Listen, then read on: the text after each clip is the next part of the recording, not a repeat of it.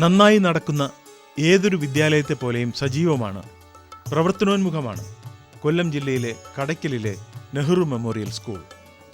എന്നാൽ ചില കാര്യങ്ങൾ ഈ സ്കൂളിനെ വ്യത്യസ്തമാക്കുന്നുണ്ട്. ഇവിടെ നടക്കുന്ന ഈ ചടങ്ങിനുമുണ്ട് ചില പ്രത്യേകതകൾ. ഇത് ഒരു വിളവെടുപ്പ് ഉത്സവത്തിന്റെ ഔപചാരികമായ നാന്ദിയാണ്. ഇവിടുത്തെ വിദ്യാർത്ഥികൾ അധ്വാനത്തിലൂടെ വിളയിച്ചെടുത്ത കൃഷിത്തോട്ടത്തിൽ ഇന്ന് കൊയ്ത്താണ്. ഏറെ നാളത്തെ ശ്രദ്ധയുടെയും നിരന്തരമായ പരിപാലനത്തിന്റെയും ആഹ്ലാദകരമായ പരിസമാപ്തിക്കാണ് ഈ ചടങ്ങ് സാക്ഷ്യം വഹിക്കുന്നത്.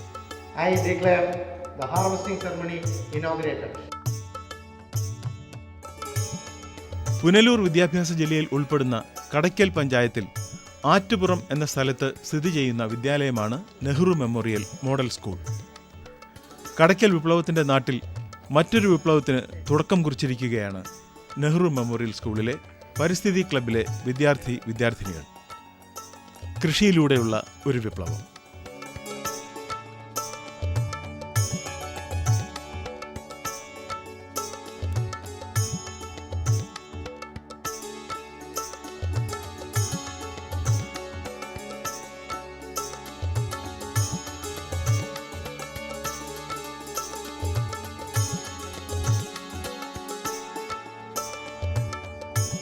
ഞങ്ങളുടെ സ്കൂളിൽ നിരന്തരമായി നടന്നു വരുന്ന ഒരു പ്രോഗ്രാമാണ് എക്കോ ക്ലബ്.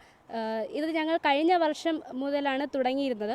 കഴിഞ്ഞ വർഷം ഞങ്ങളുടെ ചടയമംഗലം അഡീഷണൽ ഡയറക്ടറായ താജുനിസ മാഡത്തിൻ്റെ പ്രോത്സാഹനത്തോടെ ഇവിടെ നടന്ന എക്കോ ക്ലബ്ബിൽ ഞങ്ങൾക്ക് നല്ല ഒരു വെജിറ്റബിൾ കൃഷി ചെയ്യുവാൻ സാധിച്ചു. ആ വെജിറ്റബിൾ കൃഷിയോടനുബന്ധിച്ച് ഞങ്ങൾക്ക് നല്ലൊരു വിളവാണ് ഇവിടുന്ന് കിട്ടിയത്. അതിൻ്റെ ഫലമായിട്ട് ഞങ്ങൾക്ക് ജില്ലാ തലത്തിൽ 4 അവാർഡുകളും സ്റ്റേറ്റ് തലത്തിൽ ഒരു ഫസ്റ്റ് പ്രൈസും ലഭിക്കുവാൻ സാധിച്ചു. ഇതെല്ലാം തന്നെ ഞങ്ങൾക്ക് നല്ലൊരു പ്രോത്സാഹനമായിരുന്നു. ഞങ്ങൾക്ക് അതിൻ്റെ പ്രചോദനമായി ഈ വർഷവും നല്ല രീതിയിൽ കൃഷി ചെയ്യുവാൻ സാധിച്ചു.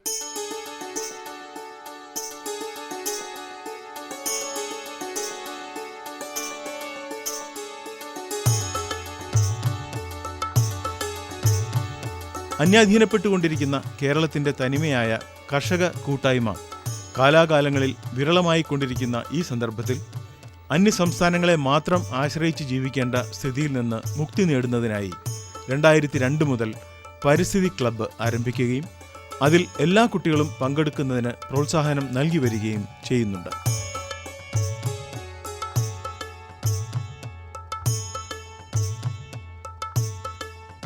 This is the leaf-eating caterpillar which feeds on these leaves of the windy plant. Okay, this is the larval stage of a noctuid. Noctuid means നിശാശലഭം. രാത്രിയിൽ പറന്നു വരുന്ന ചിത്രശലഭമാണ് noctuid. So this is the larval stage. They put the egg masses on the leaf, underside of the leaf side, which feed on the leaf and making holes on the leaf. Okay. സ്കൂളിന്റെ പരിസരത്ത് തരിശായി കിടന്ന 50 saint സ്ഥലമാണ് കൃഷിക്ക് തിരഞ്ഞെടുത്തത്. മുൻ വർഷങ്ങളിലെ പോലെ 2013-14 അധ്യയന വർഷങ്ങളിലും കുട്ടികളും അധ്യാപകരും വിപുലമായ രീതിയിൽ പച്ചക്കറിത്തോട്ടം നിർമ്മിച്ചു. ഇതിന്റെ ഭാഗമായി ചടയമംഗലം ബ്ലോക്കിലെ കൃഷി ഓഫീസിലെ assistant director Shri John Joseph, Kadakkal കൃഷിഭവനിലെ കൃഷി ഓഫീസർ ശ്രീമതി സബിത, അസിസ്റ്റന്റ് കൃഷി ഓഫീസർ ശ്രീ ഷിബു എന്നിവരുടെ നേതൃത്വത്തിൽ 25/9/2013 വിത്തിടിയൽ കർമ്മം നിർവഹിച്ചു.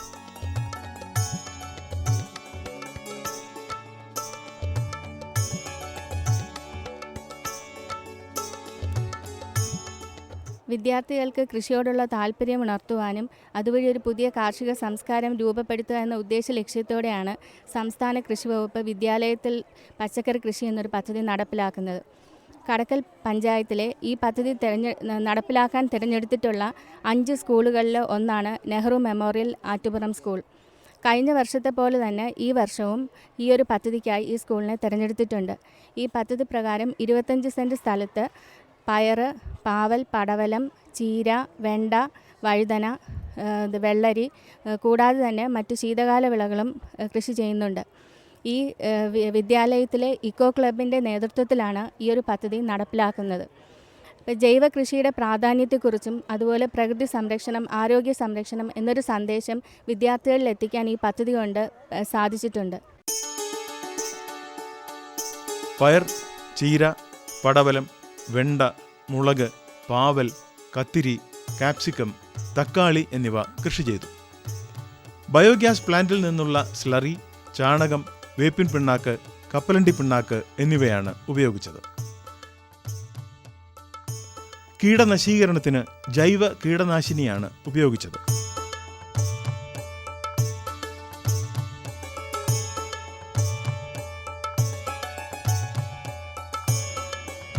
This is a specimen bitter gourd fruit which is attacked by fruit fly. As I have mentioned earlier, it is a noctuid parasite which feeds on the fruits. So the adult noctuid or the butterfly which lays eggs on the fruits makes holes like this. Okay, all of you see that? See this?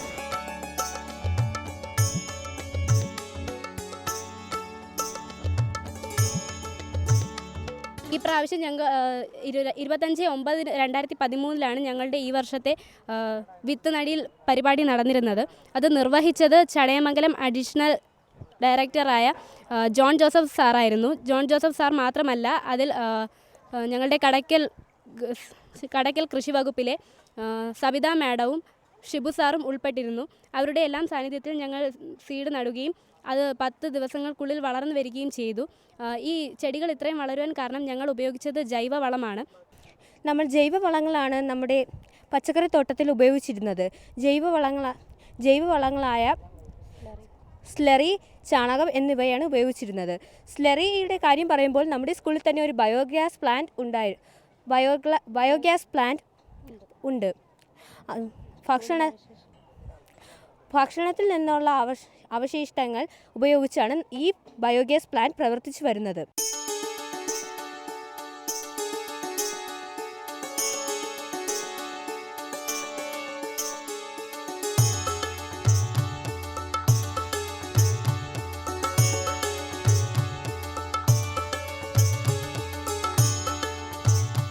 ഗോമൂത്രവും കാന്താരിമുളകും ചേർത്ത കീടനാശിനി ഉപയോഗിച്ചു. കൊന്നയില, വേപ്പെണ്ണ emulsion, വേപ്പില, പപ്പായ ഇല എന്നിവയുടെ നീരിൽ bar soap ചേർത്ത് നേർപ്പിച്ചത്, പുകയില കഷായം എന്നിവയാണ് ഉപയോഗിച്ചത്. തികച്ചും ജൈവ കൃഷി രീതിയാണ് അവലംബിച്ചത്.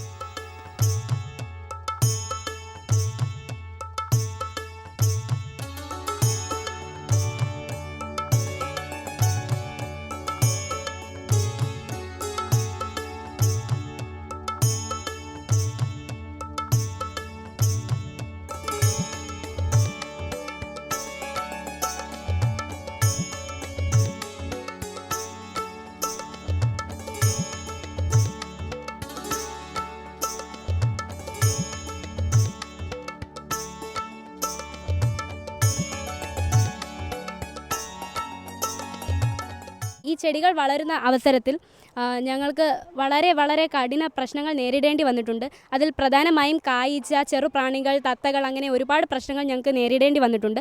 അതെല്ലാം തന്നെ ഞങ്ങൾ ജൈവ കീടനാശിനികൾ ഉപയോഗിക്കുകയാണ് ഉണ്ടായിരുന്നത്. അതായത് വേപ്പിണ്ണ കഷായം, പുകയില കഷായം, മുളക് കഷായം തുടങ്ങിയവ ഉപയോഗിച്ചാണ് ഞങ്ങൾ ഇതിനെല്ലാം നേരിട്ടത്. മാത്രമല്ല കായീച്ചയെ നശിപ്പിക്കുവാനായി കായീച്ച കെണികളും ഉണ്ടാക്കിയിരുന്നു. എങ്കിലും ഞങ്ങൾ ഏറ്റവും കൂടുതലായി ഉപയോഗിച്ചിരുന്നത് ഞങ്ങളുടെ കൈകൾ കൊണ്ട് തന്നെയാണ് കായീച്ചകളെയും മറ്റും പിടിച്ച് നശിപ്പിച്ചുകൊണ്ടിരുന്നത്. ആരംഭത്തിൽ കുട്ടികളുടെയും രക്ഷകർത്താക്കളുടെയും സഹകരണം കുറവായിരുന്നു. എങ്കിലും വർഷാവർഷം അവരുടെ സഹകരണം വർദ്ധിച്ചുകൊണ്ടിരിക്കുകയാണ്. അതുപോലെ തന്നെ ഭൂരിഭാഗം കുട്ടികളുടെ വീടുകളിലും പച്ചക്കറിത്തോട്ടം നിർമ്മിക്കുന്നതിന് ഇത് വളരെയധികം സഹായകരമായി.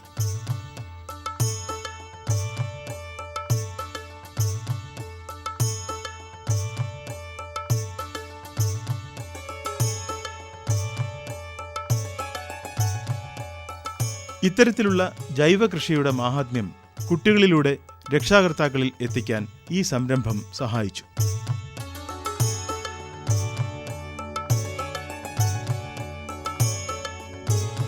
ഈ സ്കൂളിൽ വളരെ മെച്ചപ്പെട്ട രീതിയിലാണ് പച്ചക്കറി കൃഷി നടത്തിയിട്ടുള്ളത്. ഈ വർഷവും നമ്മൾ വളരെ ശ്രമകരമായ ഒരു ഉദ്യമത്തിലൂടെ ഇതിൻ്റെ അവസാന ഘട്ടമായ വിളവെടുപ്പിലേക്ക് എത്തിച്ചേർന്നിരിക്കുകയാണ്. ഇതിൽ സഹായിച്ച കൃഷി ഓഫീസർമാരുണ്ട്. അതുപോലെ തന്നെ ഏറ്റവും കൂടുതൽ എനിക്ക് നന്ദിയോടെ സ്മരിക്കേണ്ടത് ഈ സ്കൂളിലെ നമ്മുടെ അധ്യാപകനായ രാജ് സാറിനെയാണ്.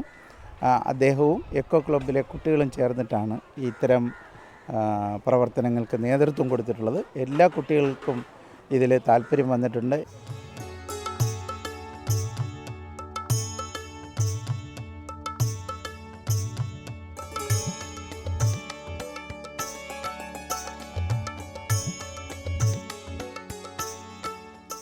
ഈ സ്കൂളിൽ ഇങ്ങനെ ഒരു പച്ചക്കറിത്തോട്ടം നടത്തുന്നതിൻ്റെ പ്രധാന ലക്ഷ്യം നമ്മുടെ സമൂഹത്തിലുണ്ടാകുന്ന ഈ അന്യ സംസ്ഥാനങ്ങളിൽ നിന്നും വരുന്ന പച്ചക്കറി വിഷബാധകമായ പച്ചക്കറി കഴിച്ച് കൂടുതൽ അസുഖങ്ങൾ ബാധിച്ചു പോകുന്ന ഈ സമൂഹത്തിൽ നിന്ന് ഒരു മാറ്റമുണ്ടാകുന്നതിന് വേണ്ടി കേരള സർക്കാർ ആവിഷ്കരിച്ച ഈ സ്കൂൾ പ്രൊമോഷൻ അഗ്രികൾച്ചർ പദ്ധതിയിൽ പങ്കാളിയാവാൻ നമുക്ക് ഈ നമ്മുടെ ഈ സ്കൂളിലെ LKG മുതൽ +2 വരെയുള്ള എല്ലാ കുട്ടികൾക്കും കൃഷി ഡിപ്പാർട്ട്മെൻറ്റിൻ്റെ കീഴിൽ നിന്ന് നൽകിയിട്ടുള്ള വിത്തുകൾ നൽകുകയും അതിൽ 65% കുട്ടികളും അവരുടെ വീടുകളിൽ ഈ പച്ചക്കറിത്തോട്ടം ഉൽപ്പാദിപ്പിക്കുകയും അതിൽ നിന്ന് ഉള്ള ഉൽപ്പാദനം നേടുകയും ചെയ്യുന്നുണ്ട്.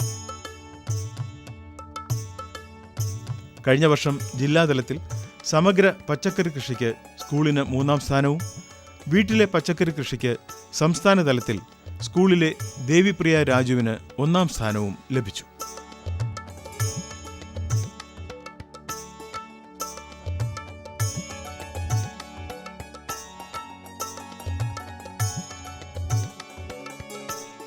ഈ സ്കൂളിൻ്റെ വിദ്യാലയത്തിൽ പച്ചക്കറി കൃഷിയുമായിട്ട് ബന്ധപ്പെട്ടുള്ള കൃഷി അസിസ്റ്റൻ്റ് ചാർജാണ് എനിക്കുള്ളത്.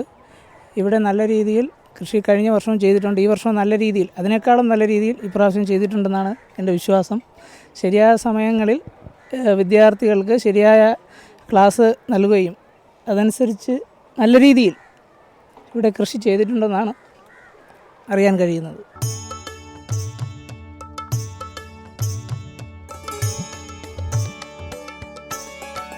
വിദ്യാർത്ഥികളിലൂടെ ഒരു സമൂഹത്തെ മുഴുവൻ കൃഷികാര്യങ്ങളിലേക്ക് തിരിച്ചുവരാൻ പ്രേരണ ചെലുത്തുക എന്ന സമീപനമാണ് ഇവിടെ വിജയം കൈവരിച്ചിരിക്കുന്നത്.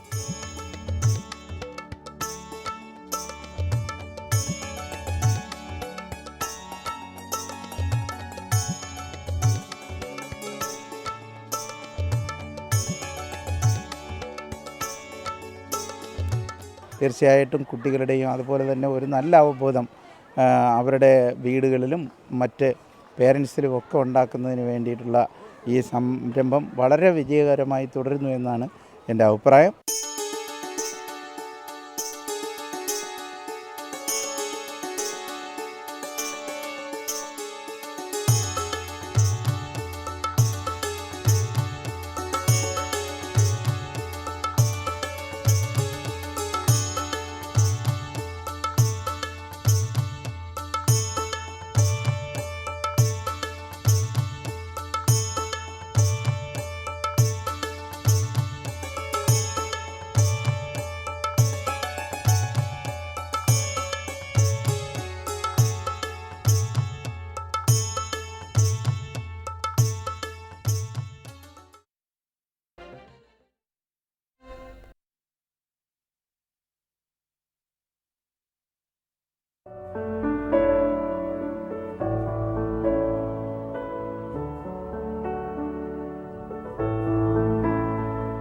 വളരെ പ്രധാനപ്പെട്ട ഒരു വിഷയമാണ് ആരോഗ്യ പരിപാലനം. രോഗം വന്ന് ചികിത്സിക്കുന്നതിനേക്കാൾ നല്ലത് എപ്പോഴും രോഗം വരാതെയുള്ള നടപടികൾ സ്വീകരിക്കുക എന്നുള്ളതാണ്. ഇതിനാദ്യപടിയായി സ്വീകരിക്കേണ്ടത് ഒരു ആട്ടിൻകുട്ടി ജനിക്കുമ്പോൾ മുതലുള്ള സംരക്ഷണം വളരെ പ്രധാനപ്പെട്ട ഒന്നാണ്. അതായത് 1 മാസം പ്രായമെത്തുമ്പോൾ ആട്ടിൻകുട്ടിക്ക് ആദ്യമായിട്ട് വിരമരുന്ന് നൽകണം. പിന്നീട് എല്ലാ മാസവും തുടർച്ചയായിട്ട് 6 മാസം വരെ വിരമരുന്ന് നൽകിയിരിക്കണം. അതിനുശേഷം 3 മാസത്തിലൊരിക്കൽ വിരമരുന്ന് കൃത്യമായി നൽകണം. ഇത് കൂടാതെ പ്രതിരോധ കുത്തിവയ്പ്പുകൾ വളരെ പ്രധാനപ്പെട്ട ഒന്നാണ്. എല്ലാ പ്രതിരോധ കുത്തിവയ്പ്പുകളും സമയബന്ധിതമായി ഫാമുകളിൽ എടുത്തിരിക്കണം. പ്രധാനമായും നമ്മൾ കുത്തിവയ്പ്പ് നൽകേണ്ടുന്നത് കുളമ്പ് രോഗം, അതുപോലെ തന്നെ ആടുവസന്ത, പിന്നീട് മറ്റൊരു പ്രധാനപ്പെട്ട രോഗമാണ് എൻട്രോടോക്സീമിയ, അതുപോലെ തന്നെ കുരളടപ്പൽ. ഈ 4 രോഗങ്ങൾക്കെതിരെയും വർഷാവർഷം പ്രതിരോധ കുത്തിവയ്പ്പ് എടുക്കുകയാണെങ്കിൽ ഈ രോഗങ്ങളെ നമുക്ക് പൂർണ്ണമായും തടയാൻ സാധിക്കും. ഇതുകൂടാതെ ഗർഭിണിയായിരിക്കുന്ന ആടുകൾക്ക് ടെറ്റനസിനെതിരെയുള്ള ഇഞ്ചക്ഷൻ എടുക്കേണ്ടതും അത്യാവശ്യമാണ്. കാരണം ആടുകളിൽ കണ്ടുവരുന്ന ഒരു പ്രധാന രോഗമാണ് ടെറ്റനസ്. അത് നമുക്ക് പ്രതിരോധ കുത്തിവയ്പ്പിലൂടെ തടയാൻ സാധിക്കും. ഇനി ശ്രദ്ധിക്കേണ്ടുന്ന മറ്റൊരു കാര്യം എന്ന് പറയുന്നത് ചെറിയ രോഗങ്ങൾ ഉണ്ടാകുമ്പോൾ തന്നെ ഉടനടി അതിന് വേണ്ടുന്ന ചികിത്സ നൽകുക എന്നുള്ളതാണ്. പകർച്ചവ്യാധികളെ നമുക്ക് പ്രതിരോധ കുത്തിവയ്പ്പിലൂടെ നമുക്ക് തടയാൻ കഴിയും. എന്നാൽ അതല്ലാതെ വരുന്ന പ്രധാനപ്പെട്ട രോഗങ്ങൾ എന്ന് പറയുന്നത് ശ്വാസകോശ രോഗങ്ങൾ, ദഹന സംബന്ധമായ രോഗങ്ങൾ, അകിട് വീക്കം, ഇവ മൂന്നുമാണ്. ശ്വാസകോശ രോഗങ്ങൾ പ്രധാനമായും കണ്ടുവരുന്നത് മഴക്കാലത്താണ്. ചുമ, മൂക്കൊലിപ്പ്, ശ്വാസതടസ്സം ഇത്തരം രോഗലക്ഷണങ്ങൾ ആളിൽ കണ്ടു കഴിഞ്ഞാൽ അത്തരം ആളുകൾക്ക് ഉടനടി വേണ്ടുന്ന ചികിത്സ ചെയ്യുകയാണെങ്കിൽ ഇത് പകരാതെയും രോഗം നിയന്ത്രിക്കാൻ നമുക്ക് കഴിയും. അതുപോലെ തന്നെ മറ്റൊരു പ്രധാനപ്പെട്ട ഒരു രോഗമാണ് ദഹന സംബന്ധമായ രോഗങ്ങൾ. ഇത് കൂടുതലും കണ്ടുവരുന്നത് ആഹാരത്തിൽ വ്യതിയാനങ്ങൾ വരുമ്പോഴാണ്. തീറ്റയിൽ പെട്ടെന്ന് മാറ്റം വരുത്തുമ്പോൾ വയറുപെരുക്കം, വയറിളക്കം തുടങ്ങിയ രോഗങ്ങൾ ആടുകളിൽ കണ്ടുവരുന്നു. ഇത് കഴിവതും തീറ്റയിൽ വ്യതിയാനങ്ങൾ വരുത്താതെ നോക്കുക. ഒപ്പം ഇത്തരത്തിലുള്ള ലക്ഷണങ്ങൾ കണ്ടു കഴിഞ്ഞാൽ ഉടൻ തന്നെ അതിന് വേണ്ടുന്ന ചികിത്സ നൽകുകയും ചെയ്യണം. ഇനി മറ്റൊന്ന് അകിട് രോഗമാണ്. കറവയുള്ള ആടുകളിൽ വളരെ മാരകമായി വരുന്ന ഒരു രോഗമാണ് അകിട് രോഗം. ഈ രോഗം തടയാനായി ചെയ്യേണ്ടുന്നത് കറവയുള്ള ആടുകളിലെ കുട്ടി കുടിച്ചതിന് ശേഷമുള്ള പാല് പൂർണ്ണമായും പിഴിഞ്ഞു മാറ്റുക എന്നുള്ളതാണ്. അതുകൂടാതെ തൊഴുത്തും പരിസരവും വൃത്തിയായി സൂക്ഷിക്കുക. വൃത്തിയായ രീതിയിൽ കറവ നടത്തുക. അകിടും മറ്റും കഴുകി വൃത്തിയാക്കി അത്തരത്തിലുള്ള വൃത്തിയും ശുചിത്വവും പാലിക്കുകയാണെന്നുണ്ടെങ്കിൽ അകിട് രോഗവും ഒരു പരിധിവരെ നമുക്ക് തടയാൻ സാധിക്കും. അപ്പോൾ ഇത്തരത്തിൽ വളരെ കാര്യക്ഷമമായിട്ടുള്ള ഒരു ആരോഗ്യ പരിപാലനം. ഇത് കൂടാതെ ഒരുപാട് കാര്യങ്ങൾ നമ്മൾ ശ്രദ്ധിക്കാറുണ്ട്. തീറ്റ കൊടുക്കുന്ന പാത്രങ്ങളും മറ്റും വൃത്തിയായി സൂക്ഷിക്കുക, കൂടും പരിസരവും വൃത്തിയായി സൂക്ഷിക്കുക, കൂടിൻ്റെ പരിസരം ഇടയ്ക്കിടയ്ക്ക് അണുനാശിനികൾ ഉപയോഗിച്ച് കഴുകി വൃത്തിയാക്കുക. ഇങ്ങനെയുള്ള ചെറിയ ചെറിയ കാര്യങ്ങളും വളരെ കാര്യക്ഷമമായിട്ട് ഫാമുകളിൽ മറ്റും നടപ്പിലാക്കുകയാണെന്നുണ്ടെങ്കിൽ ആടുകളെ നമുക്ക് നിരവധി രോഗങ്ങളിൽ നിന്നും സംരക്ഷിക്കാൻ കഴിയും.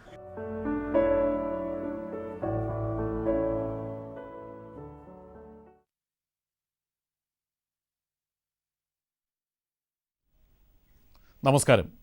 ദൂരദർശൻ കാർഷിക വാർത്തകളിലേക്ക് സ്വാഗതം. പ്രധാന വാർത്തകൾ. ക്ഷീര കർഷക ക്ഷേമനിധി അംഗത്വം 2014 ജനുവരി 31 വരെ. മികച്ച ജന്തുക്ഷേമ പ്രവർത്തന അവാർഡിന് അപേക്ഷ ക്ഷണിച്ചു. വിശദമായ കാർഷിക വാർത്തകളിലേക്ക്. ക്ഷീര കർഷക ക്ഷേമനിധിയിൽ നിന്നും ക്ഷേമനിധി അംഗത്വത്തിനുള്ള യോഗ്യത അടിസ്ഥാനമാക്കി അംഗത്വ ഫീസ് അടച്ച കർഷകർ അംഗത്വ അപേക്ഷ സമർപ്പിക്കാനുണ്ടെങ്കിൽ 2014 ജനുവരി 31 മുൻപായി നൽകേണ്ടതാണ്. ക്ഷേമനിധിയിൽ അംഗത്വമെടുത്തവരുടെ വിവരങ്ങൾ ബ്ലോക്ക് ക്ഷീരവികസന ഓഫീസറുടെ പക്കൽ ലഭ്യമാണ്.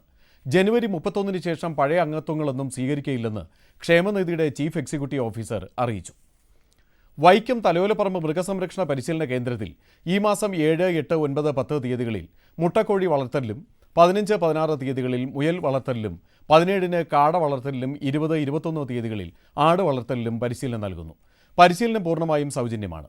വിശദവിവരങ്ങൾക്ക് വൈക്കം തലയോലപ്പറമ്പ് മൃഗസംരക്ഷണ പരിശീലന കേന്ദ്രവുമായി ബന്ധപ്പെടേണ്ടതാണ്. വിളിക്കേണ്ട ഫോൺ നമ്പർ 0482 92 34 323. കാർഷിക സർവകലാശാല മണ്ണുത്തി കമ്മ്യൂണിക്കേഷൻ സെന്ററിൽ സംഘടിപ്പിക്കുന്ന കൂൺ കൃഷി, ഐസ്ക്രീം നിർമ്മാണം എന്നീ പരിശീലന പരിപാടികളിലേക്ക് അപേക്ഷ ക്ഷണിച്ചു. രജിസ്ട്രേഷൻ ഫീസ് 500 രൂപയാണ്. താൽപ്പര്യമുള്ളവർ ഇനി പറയുന്ന ഫോൺ നമ്പറുകളിൽ ബന്ധപ്പെടേണ്ടതാണ്. Phone number 8547396759. മറ്റൊരു നമ്പർ 9645420575.